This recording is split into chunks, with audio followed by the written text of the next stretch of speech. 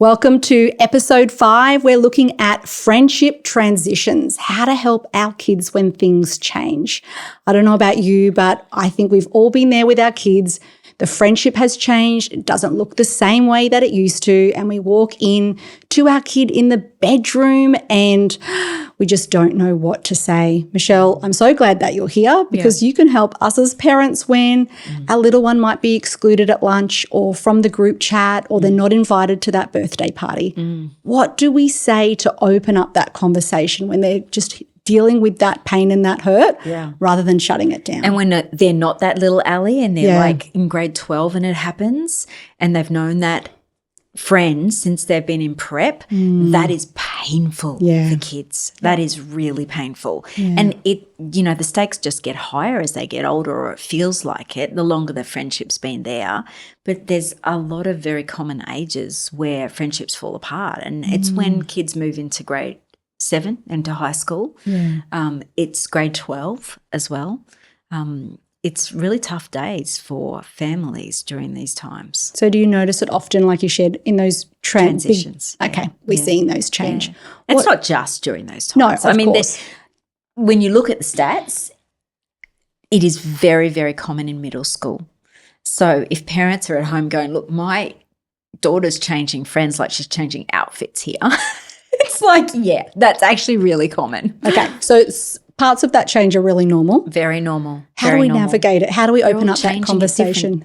In different ways. They're changing interests. They're growing at different paces, and it makes for so much reshuffling in their social world. It's a lot for them to navigate. Michelle, you've got something in your book that I think would be really helpful. We thought in this episode, there's so many tools in this chapter, isn't there? Like really practical tools. But I left that chapter with just a letter and I thought we would read that here. Should we do that? I'd and love. Then we can have a chat if you want to. But this is what I wrote for your adolescent, dear adolescent. There are 2 positions you'll find yourself in at some point in life: choosing to move on from a friendship and being the one someone moves on from. Neither are easy. When someone is moving on from you, it's possible you will want to hold them on out of familiarity, fear that another friendship won't come along, or grief at the thought of the relationship ending. In some cases, you may not even recognize a friendship has disappeared until they are waltzing off with someone else, and that can leave you feeling shocked and unsure of how to respond. My key piece of advice is please accept what is happening and keep moving forward.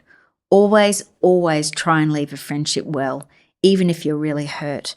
A dramatic group chat announcement won't help unless you're auditioning for a reality TV show. You never know when you're going to see that friend again and in what circumstances. Try energy that says, I'm wishing you well. Then gently turn your face towards what's next. New friendships rarely arrive while you're staring backwards. Put your energy into joining something new, saying yes to invitations, sitting somewhere different, or messaging someone you've been meaning to reach out to. You don't have to replace anyone. You simply have to remain open. When one chapter closes, it creates space for another to begin. And when you're moving on from a friendship, there are things you need to prepare for. While transitions are often necessary, they aren't always smooth sailing. You may feel a mixture of relief and grief. Expect your emotions to go up and down, especially if you're watching the distress of that friend. You can also have to be prepared for that person to say their piece too. And that piece may not be what you'd like to hear. But please try to release your need to control what they think of you and what they say to others. You have to accept that they will experience and tell their story differently than you do. If you can accept that without judgment and without criticizing them, you will be moving on well. And here is where I circle back to the same advice I gave you earlier. Try energy that says, I'm wishing you well. Michelle. Wow.